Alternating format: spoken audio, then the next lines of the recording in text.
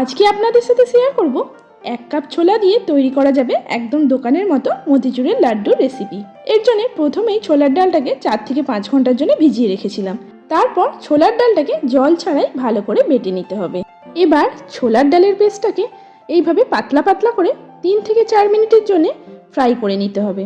তারপর এটাকে ঠান্ডা করে আবারও মিক্সার জারে দিয়ে গুঁড়ো করে নিতে হবে। এবার ফ্রাইং প্যানে সামান্য ঘি দিয়ে এটাকে 4 থেকে 5 মিনিটের জন্য ভেজে নিতে হবে। ব্যাস, তারপর চিনির সিরাটা তৈরি করব।